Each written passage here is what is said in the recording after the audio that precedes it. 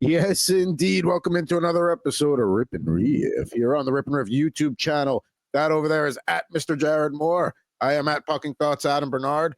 Both NBA and Stanley Cup finals are officially underway.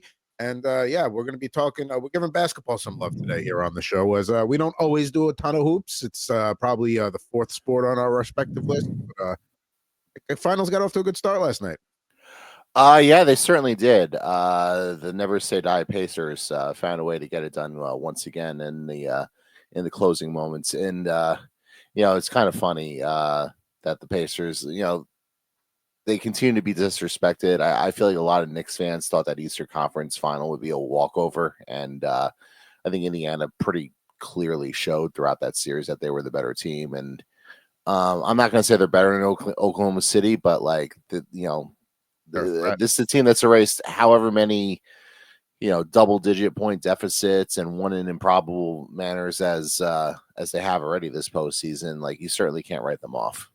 You bring an interesting point about the disrespect, because going back to the first round when they played the Bucks, people were probably 50-50 split on who they thought were going to win that series. Then when they go, oh, they're playing Cleveland, there's no way they're going to beat Cleveland, and then they quickly get rid of Cleveland.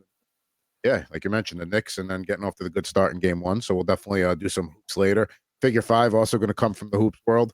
Got some throwback football packs on the heels of the Aaron Rodgers news that we all knew was going to happen at some point, and it finally happened. We'll talk about that later. We also got some baseball. I'll talk about my trip over to Sutter Health Park in Sacramento, checking out the A's and Twins yesterday. The A's offense exploded for 14 runs. So talk a little bit about that. That was fun. But before we get to all that, though, let's go through the pack ripping lineup here so you see what we're going to be doing today. And yeah, we're going to start off with some Jared's got some 23-24 Panini Select. Yeah, we do. We see the rookies on that screen, and yeah, I mean, everyone's looking for the Wemby. I'm personally looking for the Grady Dick. We certainly want plenty of Dick in these packs, and you got some interesting packs there with the football and the baseball. I was a little worried you weren't going to make the joke, and then there you go. You come right in and make the joke. So thank you for that. I have to. It's right there. You throw the alley oop up there. I got to slam it down. I appreciate you finishing that. That was nice. Nice little tip in front. And then so the 97 Donruss football, I got Warwick Dunn, Orlando Pace, Tiki Barber, Tony Gonzalez, and the immortal Danny Werfel rookies there. And then, yeah, speaking of going to the A's game yesterday, it was the first time I saw rookie Jacob Wilson in person, who's one of the rookies that we're going to be hunting in that 2025 Topps Heritage Baseball there. When Wilson comes to the plate, he looks like he might be in 7th or 8th grade based on his size, because it's tough to see where the bat stops and he starts kind of thing. But, man, he makes contact. That thing comes off the bat like Cecil Fielder, man. Like, for a small guy, he packs a punch. Yeah, it's almost like Altuve / Dustin Pedroia-esque, I suppose, in that respect. Yeah, he's a fun player. Yeah, he's I just like that. He packs a lot in a little package there. So we'll get into that a little bit more later. But haven't done I Love Loosey in a while. We each got some cards to show off here. So let's get that going.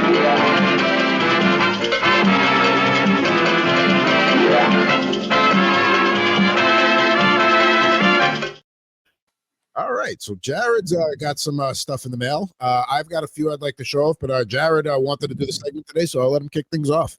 Yeah, I got two Devils related I Love Loosey cards here. Neither one of them too expensive on the old eBay machine. So the first one we have is numbered 38 out of 49. It's a double patch card here of Jack and Luke Hughes there. So little piece of the jersey for both of them. So pretty cool to add that one. I'm a sucker for a good patch jersey, so we like getting that one. Not just patch jerseys, but when they're numbered too. That's nice. And listen, in your unique situation, being a Devils fan with two brothers on the team, and you know that they're gonna do all this kinds of stuff like that. To me, I would be like collecting as many of those as I could, like combo Luke and Jack cards. Yep. So we got that one. And we also have an Allure rookie autographed Simone Nemec card that we're going to add to the collection today. So that one wasn't very expensive. So happy to add that as well. Yeah, I mean that's the thing. Like with some of these like younger guys, you could get the autograph cards on a little bit of, I mean, maybe who knows what happens to him, but I'd rather get them now and then worry about it down the line. And then if he takes off, well, now you got a nice card there. Exactly. So so what do you got today? All right, so I'll keep the autograph train rolling. This was from this was a 2006 2007 Fleer Ultra Fresh Ink Brian Leach in the Bruins jersey there. So I had to take that one. A buddy of mine that sells cards on Facebook, he reached out to me. He's like, I pulled this recently. He's like, are you interested in this? He was like, $10 with shipping and it's yours. And I'm like, great, let's do it. Like, not even a problem. So I definitely wanted to bring that one to the table today. And then from my local card shop, just a few quick ones here, keeping it hockey related. We got a Lane Hudson Upper Deck Portraits rookie there. Shout out Christopher Merez. Figure that's not bad. I don't like when they put the tag like on the thing like that, but what are you going to do? So that's another one there. And then I got two-sided cards here, keeping it with the Canadians. I thought this was a cool one. This is a 92-93. This is a 93 Leaf. One side, you got Patrick Waugh hoisting the cup the year after they beat the Kings. And on the other side, you got the team photo there. So I thought that was a cool little Leaf one. And then last but not least, the little double-sided Upper Deck hot properties here. The two Oklahoma State running backs. This is you got Barry on one side and Thurman Thomas on the other. Yeah, that's pretty good. That's a pretty good legacy there, going from Thurman Thomas to Barry Sanders. It's pretty good back to back there for Oklahoma State. It's a good 6-7 year stretch for your backfield when those are the two guys leading it. Yeah, I'd take that. The good old Oklahoma State Cowboys there, but it's not like that in college sports anymore. Now it's bouncing around and keeping up with where these guys. They move more than pro athletes do now, so it's bygone era. It's a little too much with the nil. I certainly agree. And look, get what you're worth. I totally get all that, but I don't know. It's very much a mercenary area. There's no,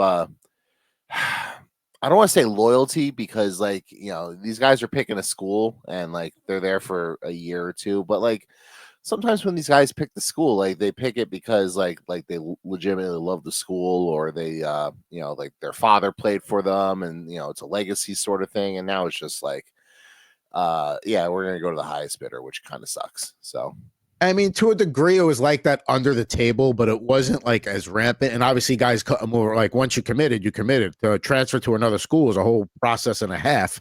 Yeah, it's just too much bouncing around now. So I'll enjoy the college sports for the game for what they are, but I'm not going to be crazy trying to follow teams because guys move around too much. Now, you got some NBA packs you want to get going today. We got some Panini Select here. Sure, yeah, we can get right into this, and obviously we got the finals going on right now. We mentioned already what happened with game one.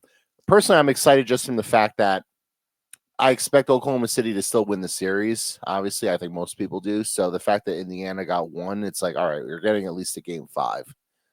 So hopefully they get at least another one. You actually have a series. As long as it goes at least 6, I think most people are content. And if ever went 7, there you go. All right, we start this with a player who's in the news for all the wrong reasons, and we don't need to get into the reason why. I always love when that's the lead into a card. I mean, it's the first card I pulled. It's Zion Williamson. It's what am I gonna talk about? The guy was accused of civil law. It's I'm not really gonna make fun of that. So there's nothing to come of that. But no. We have former Pacer Domantas Sabonis here, who was traded for Tyrese Halliburton, and that's going to wind up. If the Pacers somehow won a title with Tyrese Halliburton, that's going to go down as one of the most important trades in NBA history, I think. And the Kings basically sending De'Aaron Fox and Tyrese Halliburton out within 2 years of one another. Yeah, he started to make progress. The whole light the beam stuff, and okay, the Kings are becoming slightly relevant again. No, they're not. No, they're. Yep. No, the Kings can't get out of their own way. Let's see. We have Darius Garland with the Cleveland Cavaliers. Nice star-heavy pack, which we always like. Yes. And we finish this with the King himself, LeBron James, and LeBron's going to be entering year. Oh my gosh, can I do the math real quick off the top of my head? Is it going to be year 23 next year for LeBron? I'm gonna pull up NBA. the NBA reference just to make sure, because it's starting to get to a point where doing that kind of math is a little too much for me. So yeah, 22 years. So we're entering year 23. Right, and like what LeBron was doing was already unprecedented, and now this is going to this is just insanity territory. But I mean, enjoy him while he's here, because this doesn't happen. No, I mean the guy was an all-star every year, but his rookie season, I think that's crazy. Yep. Let's see. We have ourselves Bam Adebayo with the Miami Heat here in our second pack. We only have 2 packs of these, and it's only 4 cards per pack, so I'm gonna be pretty quick with these. And I got good news for you. We got exactly what we wanted. We got the Grady Dick rookie card. I mean, we could just wrap the show up right here, making it a rapid edition of Rip and Riff there. I mean, we got the Grady Dick rookie. That's all we were. We could. Wemby would have been nice, but Dick was what we wanted. All right, that works for me. I'm gonna log off. All right, well, that's for Mr. Jared Moore.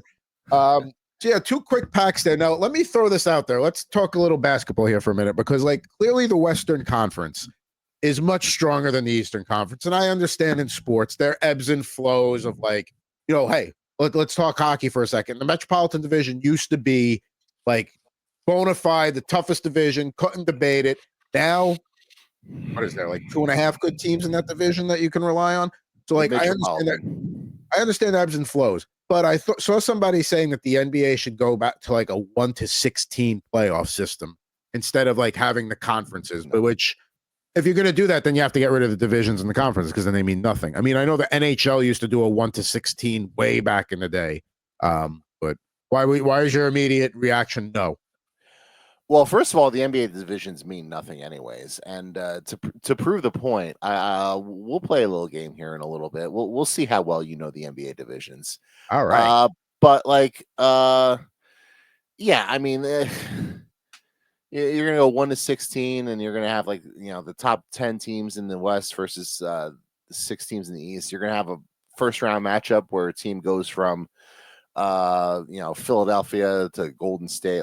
No, that's just not gonna work. The NBA, honestly, part of the NBA's problem is they keep trying to reinvent the wheel when it comes to things like this, and the play-in tournament and the All-Star game. They're talking about trying to make the All-Star game more like a global format, because they saw it work for the NHL with the 4 nations thing. And it's there's a reason why it worked for the NHL with the 4 nations. It doesn't mean it's going to work for you guys.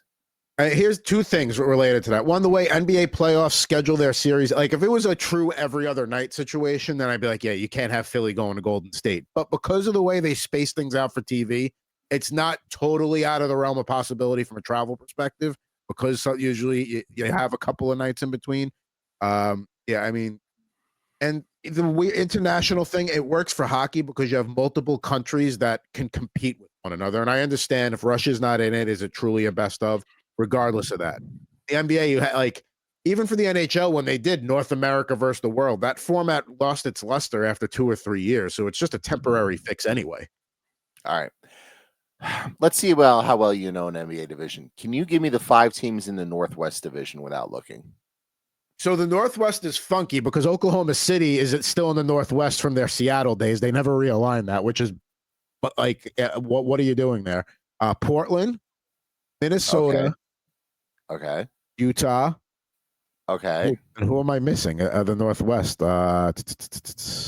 Minnesota, Portland, Oklahoma City, Utah. I can't think of the 5th one. You've already done much better than I thought you would, so I give you credit there. Why? Who was the 5th? The Denver Nuggets are also in the. That's right. I blazed right over Denver and Colorado, but yeah, that's barely even Northwest. Only one of those teams technically is in the Northwest. Right. All right. How about the? We'll do one more division real quick. How about the Central Division? See, that's the one division that actually geographically all kind of makes sense, and everybody's close to one another, because you got Milwaukee and Chicago, which is close, Detroit and Indiana and Cleveland, which are all close. So that's I could probably rattle off the rest of them now that I know that, because the Pacific is basically all of California with Phoenix, and then who's the Southwest is everybody else in the West that we haven't named. And then, which is mostly the Texas teams, Memphis and New Orleans. I'll say this: the NBA. Look, I know you're 30 teams right now, but when they go to 32, you absolutely have to go to just cut it. The divisions really do mean nothing. I mean, in this year in the Eastern Conference, the division champion of the Southeast was in the play-in format, so their division wasn't even good enough to get a guaranteed top 6 spot. Yeah, the Magic won the Southeast Division. Not that it meant anything, but yeah, I mean, but that's like, and they were in the play-in tournament. Like that's no, like there has to be something to like the divisions mean nothing. So like, yeah, right, and like going to two like divisions aren't going to mean a whole lot if they go to 2 8-team divisions. Like assuming they expand to 32, which I think most people expect the NBA will. I think the consensus is they'll probably go to Seattle and Las Vegas. I mean, yeah, those are the two logical ones. Put a couple more teams out west, and then you can move. You'll have to, I guess, move somebody from that. Move somebody to the east, maybe like Memphis or New Orleans. Somebody that like geographically makes sense. Maybe Minnesota with all the rest of those central teams. You could do one of those 3 teams and move them to the Eastern Conference. Yeah, put the other 2 out west. Listen, you owe Seattle a team the way you robbed them out to move them to Oklahoma City because the ownership was buddies with David Stern, and then. You know, everybody's going to Vegas. The NHL went to Vegas and it worked.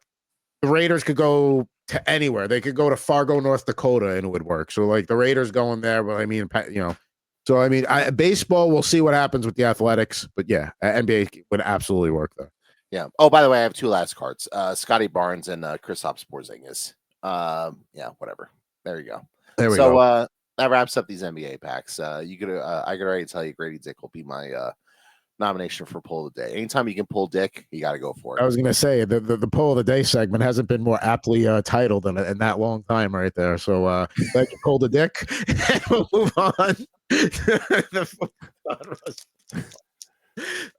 So Aaron Rodgers back in Pittsburgh. I know you don't like talking about this guy, but yeah. Speaking of pulling a Dick, oh, but I wish I had the rim shot ready. Listen, we all kind of knew this was coming based on the fact that they did not take a quarterback in the draft besides Will Howard, and he was not going to be ready to go year 1. Mason Rudolph, you know, if you want to go into a season with Mason Rudolph as your quarterback, that's fine. It's not ideal. Obviously, you know, Rodgers just didn't want to deal with like, you know, the typical offseason calendar. He's already going to show up when he wants to show up and all that. I'm interested to see how this dynamic between a guy like Tomlin and Rodgers is going to work. It's going to be 1 year. Aaron Rodgers is going to be mid in his what I expect will be his last season, and he'll go right off into the sunset after the Steelers go like 9-8 and miss the playoffs. That would be my prediction for everything that happens this year. I mean, part of me does respect the fact that Rodgers can sort of get away with dictating his terms and be like, yeah, I don't really feel like showing up for OTAs. I'll just wait until June 7th to sign. And like, don't worry, I'll be in shape. Like, I'll train, I'll do what I gotta do. But like, I don't need to be around for this. So for as much as we say, you know, we don't love Aaron Rodgers here sometimes, I'll say this. He has earned that right. I mean, the guy's been around forever. You know, his track record speaks for itself. I know the last couple of years haven't been great, and, you know, he wants to shoot his mouth off the field is irrelevant to the point that he's built up the credibility that he's going to show up in shape. You're not going to doubt that. And, yeah, he doesn't want to deal with all the questions that he's going to be getting all season long anyway. That's okay for him to start him now than for him to start it, 2-3 months ago. Like, he's earned that right. And, we'll see how it goes in Pittsburgh. I think, like you said, another like 9-8 finish. Maybe they steal a wild card spot and lose to like Baltimore or Buffalo or Kansas City in the wild card round or something like that. But yeah, we'll see how it goes. Rodgers wants to go out looking better than he did in New York. And that's for a lot of people that go to the Jets. They want to look better in their next stop. So yeah, see how that goes. Now we start off with subtle look here at this 97 Donruss pack, but I like it. We got Eric Metcalf there, picture with the Falcons, but gonna go to the Chargers. Let's bring up the old West Coast rip cam there, and classic Falcons look there. These are only 6-card packs. We got 2 of them here. We got Henry Ellard pictured with the then Redskins. We got Darnay Scott, who was a nice deep play threat for the Bengals back in his day in the mid to late 90s. Let's see here. We got rest in peace to an all-time legend, Junior Seau. A Mr. Charger there. I would say if you're going to do a Chargers Mount Rushmore, him, LaDainian Tomlinson, Dan Fouts, and then that's what spot? Kellen Winslow. Yeah, Kellen Winslow, I think. Over, Phillip Rivers, I guess. Yeah. Yeah, if you're going to do Chargers, you're going to go tight end. Don't you have to go Gates? That's another thing, too. Yeah, if you're going to do that fourth spot's interesting. The first three have to be up there. Seau, Fouts, Tomlinson. That fourth spot gets interesting, though. A couple more cards to go here. We got a Kerry Collins press proof here. We don't always get those press proofs. That's a nice little insert there. They call it press proof because he doesn't want to talk to the media. Yeah, he has like an invisible shield, so he's press proof. That's that's how it goes. Now, hey, you got to pull a Dick rookie. I got to pull a Tony Gonzalez rookie. So there we go. We'll take that. How about that? There you go. That's a $3 pack right there. We'll gladly take that. All right, one pack to go. It's gonna be tough to top that one. That was a good one. Junior Seau, Tony Gonzalez. All right. Oh, well, we got, a guy that we love to watch call football games here, former colleague of ours back at NFL Radio, Daryl Moose Johnston. I thought you were going to say Ross Tucker for a second. No, I love Ross. This pack definitely not as good as the first one. Probably should have led with this one. But nonetheless, because Moose is probably going to be the top card here. Let's see. What do we got here? We talked about the Chargers. Wouldn't be on their Mount Rushmore, but he was a good running back for them for a short period. Natron Means. Their picture with the Jaguars. I'm excited for football. It's football's been away long enough now. It's been about 4 months since the Super Bowl, and it's the first week of June, and training camp support like that last week of July. It's like, yeah, I'm right about ready. Yeah, I'm feeling it. Like I'm ready to play a little fantasy football.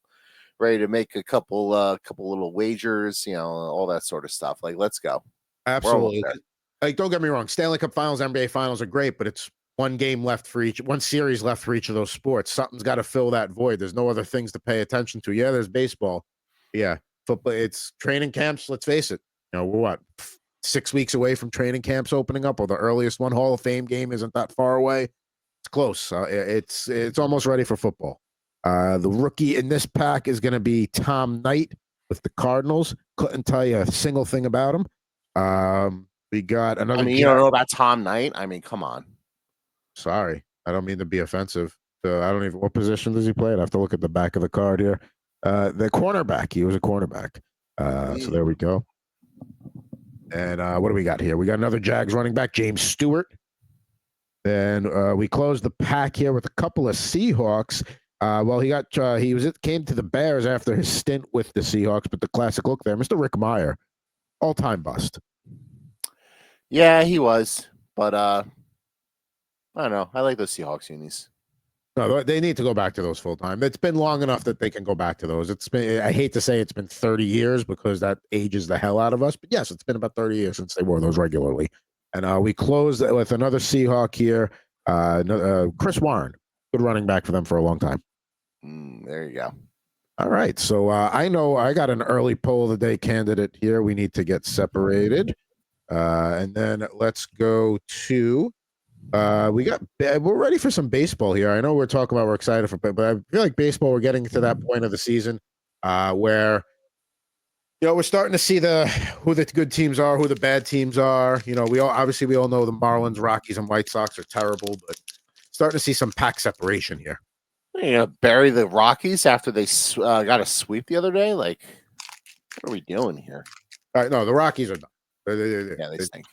They're I even joking around. It's like, what are we doing here? I mean, remember how everybody used to like joke about the A's being like a farm team for everybody else? That's what they have become. Well, they're a 4A team. I mean, no, the problem is the Rockies don't have players that are good enough to play on the other 29 major league teams. They might have a few, but like they don't have guys where they're going to pop up like on the Yankees or the Dodgers in 3 years. So the same thing, the Marlins are kind of like a half a step above the White Sox and the Rockies. They are the basement. They set the floor for baseball every year, and it goes lower and lower. All right, so we Get a little parallel here, pink parallel. We got a Wilyer Abreu from the Red Sox. There we go. The Pink Parallel Club. There you go. There we go. By the way, how funny was that the other night watching the Stanley Cup and Wayne Gretzky having no idea what Pink Pony Club was? Yeah, and like asking about it, like trying to learn about it, like somehow I kind of see my future there, trying to understand something going on with my daughter. Like, oh, that's a pop culture reference. Oh, yeah. Good. Oh, yeah, okay, Pink Pony Club. I will say this. There's the channel Kids Bop, on Sirius XM. Yeah. So like sometimes like because we'll listen to it in the car, like, and I'll forget to change it, and like they have a version of Pink Pony Club on that channel. I was like, whoa, let's take it easy. Let's go Will Warren here from the Yankees, rookie card. Yeah, you could take that rookie card and light it on fire. He stinks. I'm not a Will Warren guy. He's kind of got a weak name too, like Will Warren. I don't know. I don't like players who always look like they're about to cry, and Will Warren is certainly one of those. So yeah, he's always got like that. Always on the brink. We got Kumar Rocker. And like he had like 4 good starts in a row when you're just be like, all right, yeah, I guess I could feel like confident in Will Warren, and then he got destroyed by the Dodgers. And like, granted, it's the Dodgers, but still. That is also, you know what? Facing the Dodgers lineup and getting shelled like that, I might cry too. We got Kumar Rocker, who just got sent down by the Rangers after imploding in his first start back. Let's see here. It's been a rough start to his big league career. It has been. I mean, I'm still holding on to him as like a depth position in my fantasy baseball team, but at a certain point, he may have to go. Brandon Drury there, the Angels. Got Ian Happ, the Cubbies, doing well up there, up on the north side. We got Andy Pages with the Dodgers, if I'm saying that right. Now, I've seen these as a potential insert. Didn't think we'd get one. It's just like normal random people here. Noah Webster defined American English, notable Americans insert series there. So yeah. Wait, what? So they have in their heritage. I bought this hobby box at the local shop. I went in there maybe a tiny bit buzzed and decided to get some Topps Heritage. Let's see here.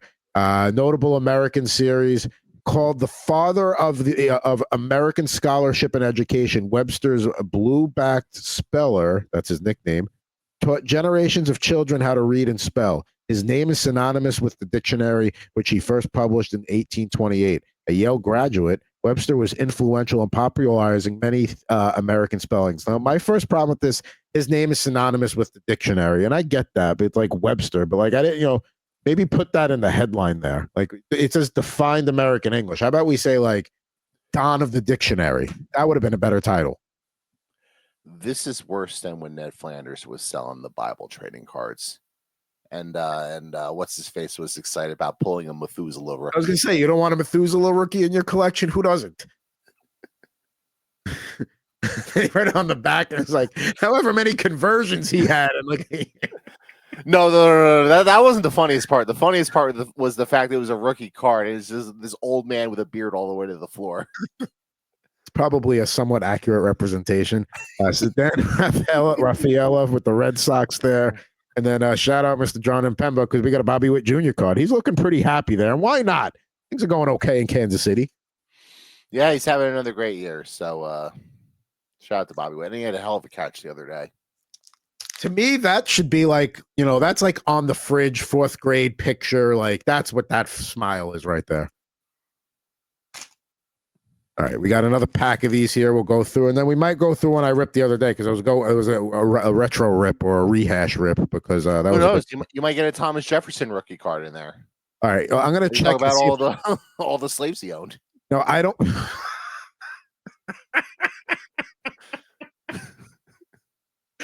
Oh man! Unfortunately, no notable Americans in this pack, but now I want the Jefferson card. It exists. Oh boy, we got Jake Bloss from the Toronto Blue Jays. Good looking. This has got that retro look. Going back to what is it, the '76 look there for the cards. Jonathan India with the Royals there. Part of the Brady Singer trade? Yeah, part of the Brady. I think that was the Brady Singer trade. I think it was 1-for-1 if I remember right. I love a good 1-for-1 trade. You don't see a whole lot of those anymore. Like it's always, not just Adam Larson for Taylor Hall, but just in general, like it's always nice when you see those. Adam Larson for Taylor Hall, and Bob McKenzie tweeting the trade is 1-for-1, kind of ruined 1-for-1 trades for everybody else. Yeah, it was just a simple statement, but it said so much that everybody picked up on it.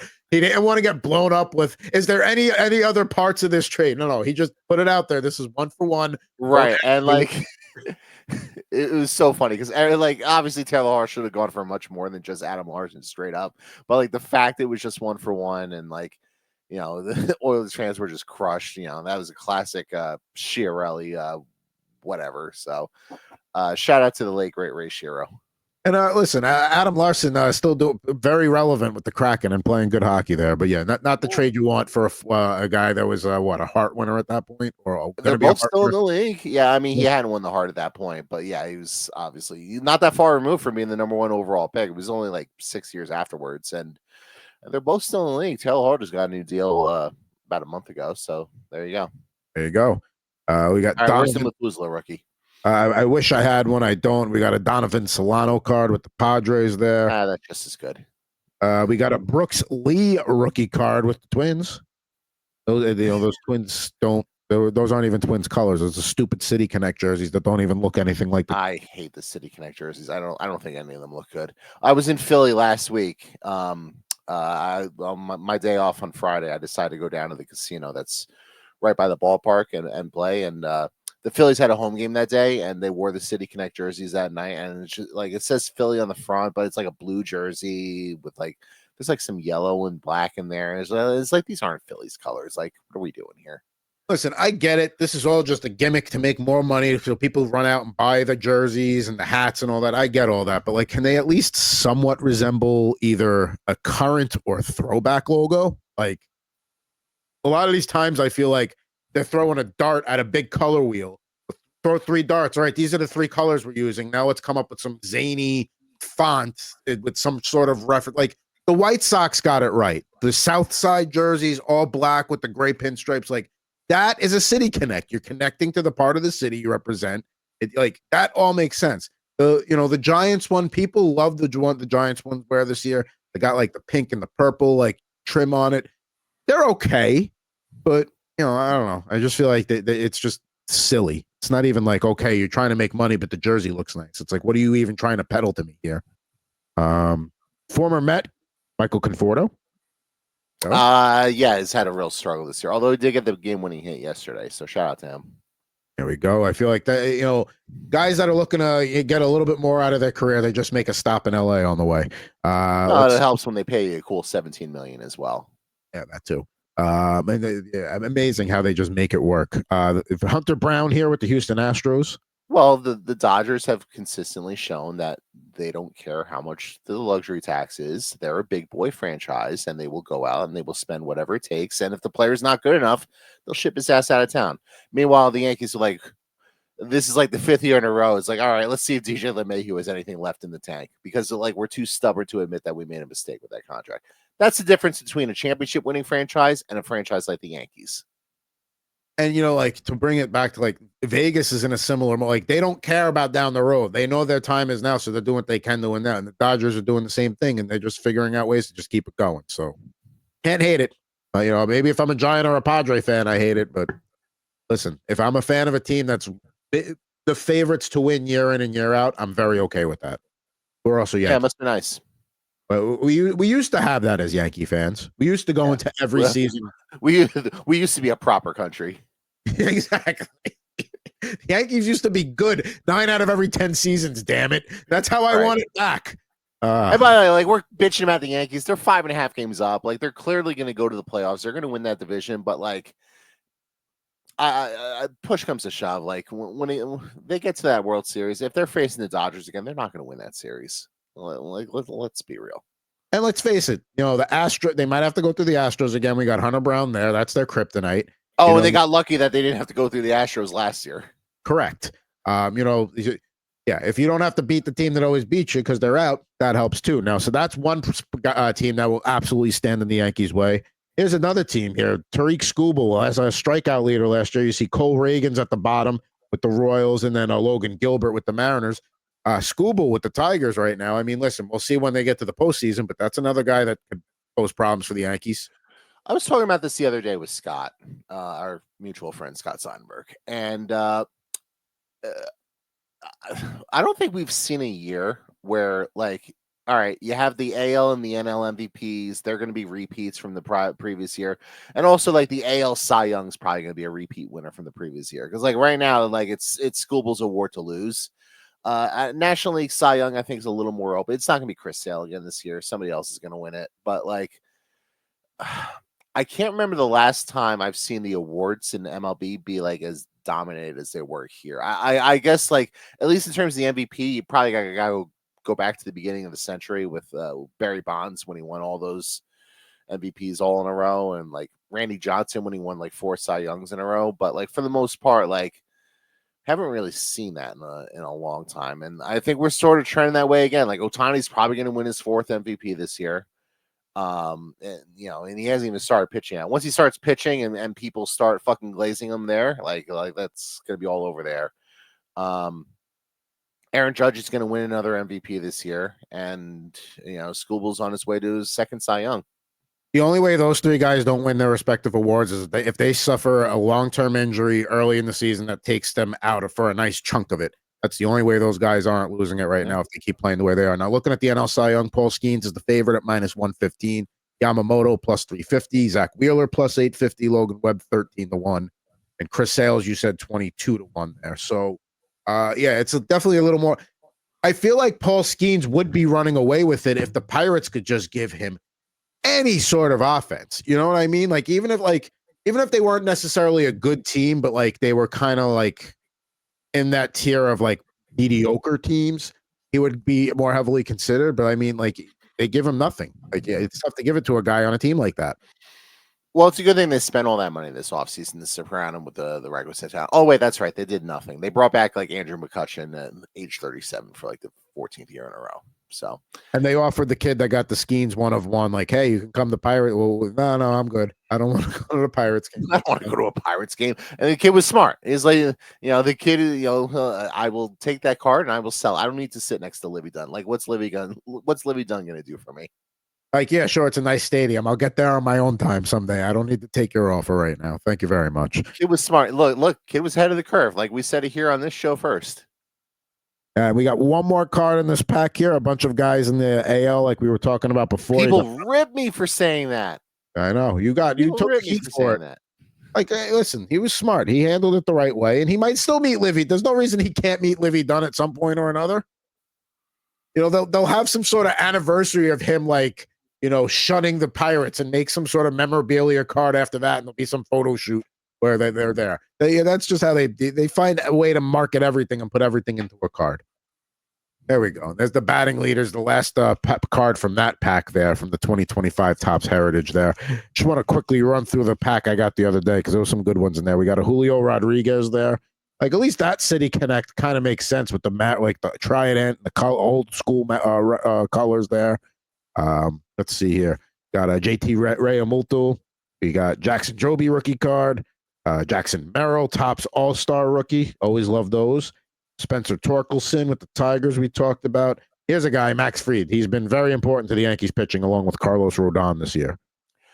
I hated that signing when the Yankees made it, just because, like, you know, you have Cole, you have, you know, all the money you invested in Rodon, you had Luis Heel, and you have all those guys. And I was like, the last thing you really needed to do was, you know, Juan Soto says, no, you're going to take the $214 million and invest in a starting pitcher.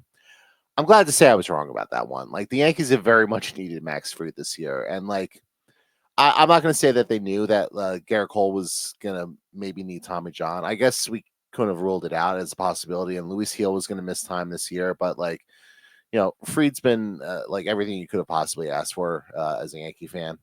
Even though, and, like, yeah, he had a rough start in LA the other day. But, like, he bounced back last night, you know, 6 strong innings or whatever it was, picked up the win. So, the Yankees have very much needed him. Him and Rodon have both been very good at the top of that Yankee rotation this year, and so sort of stabilized things and kept the Yankees in a position where they're in first place by a comfortable margin in the AL East, and like those two guys are a big part of the reason why right there. Don't get me wrong. Him getting lit up by the Dodgers, we said it before, like anybody get lit up by the Dodgers. That was bad. Like I was out with a buddy and it was literally like somebody would get up to go pee and come back. And he was a Dodger fan, so he's letting me have it. And he'd be like, oh, the score is this. I'm like, Jesus, because I couldn't see it. That was bad. But listen, the Dodgers are going to light a lot of teams up this year. But imagine a healthy Garrett Cole as a top 3 rotation with the way Fried and Rodon are pitching. That'd be pretty good. Well, I mean, you have to wait till next year with Cole, but like, Yeah. I mean, Luis Hill's probably about a month away from coming back or so, would be my guess. He'll probably be back sometime after the All-Star break. So you'll have that, and you can kind of go from there. Like, I don't think the Yankees are going to have to, I don't think they're going to need to go out and get a starting pitcher. Like, I think they have enough pitching. Like, they're probably going to go out and need to get another bat because I don't think they have enough, at third base. I mean, I know they just moved Tristan back to third base, but they're doing that because they're playing DJ LeMahieu at second, and DJ's actually hit a little bit, so I don't want to completely pile on him, but like I'll also believe it when I see it. Like let's check back in a month from now and see how he's doing. One of those sort of things. So yeah, agreed. You can't rely on him to be a long-term, like consistent contributor. You just can't, not at this stage. And then there was a Sean Reynolds rookie, and then we got the Topps News all-time All-Stars, Mickey Mantle there. So that was a cool one too. Yeah. Oh, that's pretty cool. Much better than the what was the guy's name? Webster. What was his first name? Noah Webster. I couldn't even remember his first name. Yeah. Noah Webster. There we go. So there it is. Those are all the Topps heritage there. Maybe we'll get to a few more of those at some point. Time for our pulls of the day here. The aptly titled pulls of the day, and one is situation here for Mr. Jared Moore. Let's show yours off here. I mean, we don't want to get canceled here, but yeah. I mean, I'll show my dick one last time. Why not?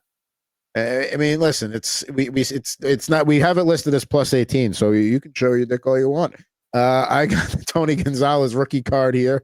So there we go. So you really should win it for the Tony Gonzalez, but like we keep making the Grady dick jokes. I feel like that's the only spot we can go this week. I mean, that's how it goes on this show. Like, a week where I actually pull a really decent card that should win. No, gotta go Grady dick rookie. Gotta go Grady dick rookie. So there we go. We said we want to give love to basketball since we don't do it so much. Let's do our starting lineup figure 5 here today, and we're gonna keep it basketball here, and that's all you're getting. So with that as your hint, first one. Basketball one. It's not Sean Kemp, is it? No. I know you don't want to do that anymore. I don't think I have any left. I think I opened up all of them. I think there's only one. He's also another guy who's been in the news for all the wrong reasons, so we don't need to get into that here. I know you're a Sean Kemp guy. Let's see. Is this player an NBA champion? Not a champion. Did this player play the majority of his career with the Indiana Pacers? I know you're going down that line of thinking, but no, he did not. Played against them a lot. Did he play the majority of his career with the, I guess, the Seattle Supersonics / Oklahoma City Thunder? No, it is not an NBA Finals team. Okay. Now that I've wasted 3 questions. All right, you mentioned he played against Indiana a lot, so it's probably somebody in the Eastern Conference. Is this player a Hall of Famer?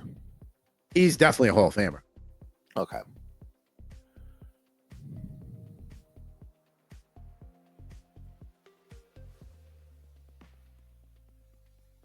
Well, since you said he's not a champion, you got to look towards the teams that didn't win a title. And there's a lot of teams in the East that didn't win a title thanks to Michael Jordan and the Chicago Bulls. Is this player a New York Knick? He is. All right. Well, you go a lot of different directions here because I'm sure they made a lot of Knicks starting lineups. Actually, I thought that. Really? From that era? I mean, I'll rattle through them that I know of once you make a guess. I mean, my guess is probably going to be what I would say was probably the best Knick out of all of them would be Patrick Ewing, would be my guess. Is that your final answer, sir? That's my final answer. There you go, Mr. Patrick Ewing, the big fella. There we go. Destroyer. Now I say that because, like, all right, like you would think about the Knicks teams from the '90s. You would think they would have made a John Starks one at one point. They did make a Starks, but I think there was only one John Starks. Like they made a lot of Patrick Ewings. There was a You Mark would think with Jackson. some of those later '90s teams, they made like Allen Houston, Larry Johnson. They made Maybe Larry. Sprewell. So there are Spreewells, but not with the Knicks. When he was with the Warriors, I think they shied away from making him after he strangled a coach. Yeah, it's probably a good call. Let's see. Allen Houston, they made one of. Who was the other guy you mentioned? Larry Johnson. They have a Hornets one. I don't think they have a Knicks one of him. I know they don't have an Oakley because I asked a guy I know to make a custom one of him because I loved Oakley. So they didn't know Oakley. I guess no like Anthony Mason or anything like that. They made a Hornets version of Mason, but no Knick version. That's interesting. You would think they would have made Knicks versions of a lot of these guys because it's New York, but no, I guess they. There's like 5 versions of Patrick Ewing easily, if not more. Like 5 different years. Just as a Knick? As a like Knick, we're not counting like Patrick Ewing as a Sonic or as an Orlando Magic. They do have a Sean Kemp as a Cavalier. I do have that in my collection. So there you go. Yeah. Maybe you should try grabbing some of those obscure guys, like especially like Shaquille O'Neal as a Boston Celtic. Let's see, Knicks starting lineups. I know they did a Mark Jackson one from like the late 80s when he was in his career. Okay, yeah. Figures. I'm trying to think like what other guys they did from early in his career. What other teams? Gerald Wilkins. Let's see here. They did a Walt Frazier and their throwback ones. Allen Houston, John Starks. Yeah, it's a lot of Ewing. There's not a ton. A Willis Reed and a classic doubles with Ewing. Makes sense. Yeah, a lot of Patrick. Not a lot of other guys. There you go. Now, here's the poster. I'm not going to unfold it. These are going to just, they'll get sold eventually. It was always cool to get a poster and something as a kid. Here's the card. Patrick Ewing not looking happy about a foul call there for sure. Definitely giving the stink eye to the refs. And then you got Mr. Ewing right here. See that? Going up for a rebound there. With the classic white look with the 33, the Ewing on the back. I mean, Oakley was my guy, but Patrick Ewing, that guy just brought it every night. You can never say he didn't give everything he had to the Knicks while he was there. I don't like the Knicks. I would like them a little bit more if they went back to that interlocking NY on the shorts, like Ewing had there, and was the look at the time, because that reminds me of the Yankee logo, and the Yankees are a team that actually has success in the playoffs. Do you want them to go back to the shorter shorts of the era too, or do you prefer the Allen Iverson like down to here era? Longer shorts are fine. I don't need to see his bulge. Fair enough. I mean, that's the thing. But I would think those shorter shorts they hamper your ability to run a little bit. Like, it's sometimes that's easier to ride up on you than like, a baggier pair. There's a happy medium ground there though. I mean, listen, nobody wants to have, like mesh shorts riding up on their, nether regions. I mean, that's not comfortable. You don't want to get chafed down there. No, you definitely don't. We're running up and down the court for 44 minutes a night. Nah, I'm good. Especially the way Patrick Ewing sweat. I mean, he was an all-time I think the mop man started when Patrick Ewing started. Like I would, there has to be a correlation there. I mean, the image I have of him that'll always stick out in my head. Him getting ready to shoot free throws, doing his thing, and just the sweat pouring off of him, like he just got out of like a hot tub or a pool, like just dripping. That was like by like the second quarter. Yeah. Oh, well, I mean, if you've ever been in MSG in like, May and June and whatnot, and the Knicks played a lot of playoff games back then, especially like the New York City subway system. If you ever go in the subway in the summer, like you'll know very well, it's very warm once you get underground there, and that heat's got to go somewhere. So, and obviously MSG is built on top of Penn Station. So, maybe the heat's just rising a little bit. I don't know. I'm trying to explain this like I'm freaking Stormfield or something. I don't know. So if you've ever wondered what it's like to go to work in New York in the summer, so here's what happens: is you leave your hopefully cool apartment, and you walk outside. In a lot of places, you still got to wear shirt, tie, or long sleeves, or whatever. So you walk out into this disgusting heat and humidity, and you walk to the train station. You get drenched in sweat walking 2 blocks, even though you just got out of the shower. And then you get on a subway train that could double as a meat locker with how cool they run it, which I don't mind necessarily, but that initial transition of sweating to, oh my God, I'm freezing now. Yeah, like that's not. And then you get back off the train to walk back through the heat to get nice and sweaty to walk back into your building. That's probably too cold. That's how it goes back and forth. Right, and that's if you're lucky enough to have a subway stop that's above ground, which I guess you do in like Brooklyn and Queens and parts of the Bronx and whatnot. But the subway stops that are underground, which is most of them in Manhattan, yeah, you're not so lucky. So like West 4th Street, 34th Street, Herald Square. It's just like if you want to know like what hell might feel like, that's a good entry point. Going down there in the middle of July when the humidity is at like 85% outside and the temperature's like 90. That's probably like, like when you like climb Mount Everest, you have to stay like at elevation for a little while so your body can acclimate before that last push. That would be a good prep for hell to get your body used to just being disgustingly hot all the time. That's what that would do. Yeah, I don't miss that at all. I'm glad I don't have to do that anymore. Neither do I. It's very nice to not have to deal with subway trains. Eddie Erickson used to actually commute to work in shorts and then go immediately into the bathroom and change. So that way he would avoid some of that. So that was him, it's using your noggin there. Eddie's a smart guy. He sure is. Now, speaking of smart guys, what kind of smart stuff you got coming up on allaboutthejersey.com? Or are we in a little bit of a summer holding pattern?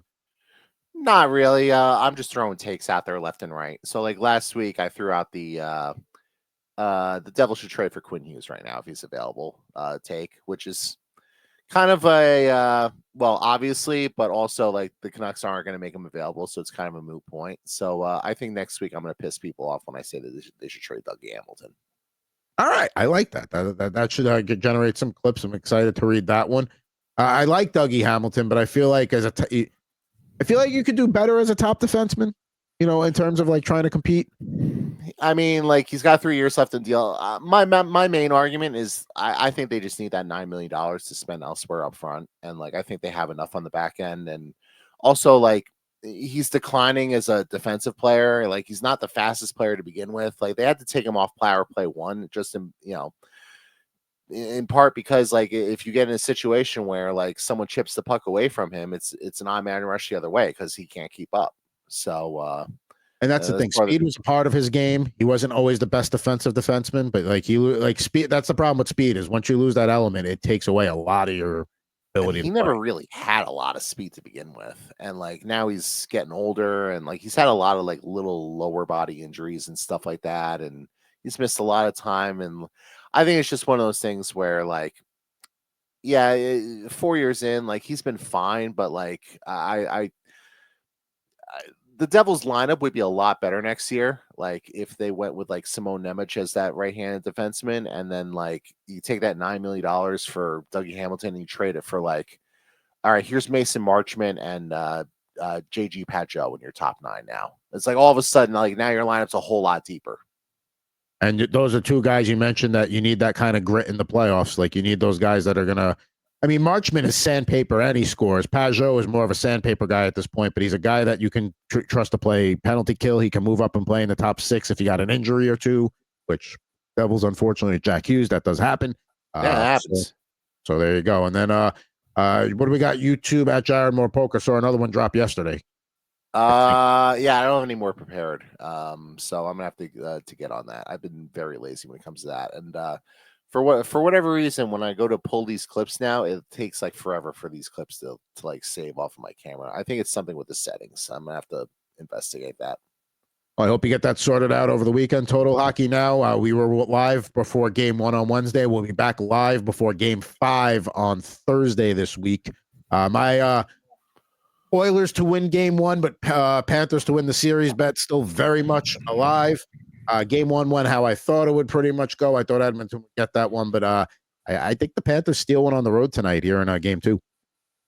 Oh, that's interesting. I like that. I don't know if I agree, but I think it's gonna be a long series. I think it's gonna be back and forth. So yeah, it wouldn't surprise me if Florida won here and they went back home tied 1-1. I think this is going at least 6, if not 7, and and we'll see what happens. I said Florida before the series, but now like I'm sort of leaning Edmonton a little bit. So I wanted to pick Edmonton. I'm rooting for Edmonton, but it's just like with the Panthers, it's like, show me where is their weakness. Unless Bobrovsky starts just like pooping his pads in the crease, like when it like they don't have like that like area to exploit. Whereas at least with the Oilers, like their penalty kill is terrible in the playoffs right now. So I think the Panthers' weakness at this point is they just have too many guys who are just playing hurt right now, who aren't really contributing. Like Matthew Tkachuk's not really doing a whole lot of anything right now, and he's not the only one. They got a few guys who are hurting.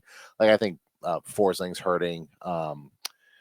There's somebody else, so one of their other key forwards who hasn't really done a whole lot. Where at some point, like I feel like the injuries have kind of caught up to them, and like I mean, like they might still win because they're still a really good, really deep team, and like like guys like Sam Bennett just keep scoring. So like, I mean, we shall see. But Kachuk kind of playing that Draisaitl role last year, where everybody knew Draisaitl was banged up and he was a decoy, but like he was still. Oh, and that's the other thing is like now Draisaitl's healthy in this series, and then he's one of the 5 best players in the world, so that makes a huge difference right there. For me, I'm just like I still think just like an awful Stuart Skinner outing is coming at some point, and like with a series that's this close, one bad game can absolutely swing it. I agree. I got Florida in 6, but we'll see if Edmonton gets game 2 and they leave out of there with a 2-0 lead. Things might change a little bit, but we'll see how that goes. The NHL lovely scheduling 2 games in the series on a Friday night, so good for them for that kind of stupidity. But that kind of that'll do it for this week's edition of Rip and Riff here on the Rip and Riff YouTube channel. Thanks as always for watching. Don't forget to give us a like, follow on YouTube and X for at Mr. Jared Moore. I am at Pucking Thoughts, Adam Bernard. Back with you next week with an all new episode of Rip and Riff here on the Rip and Riff YouTube channel.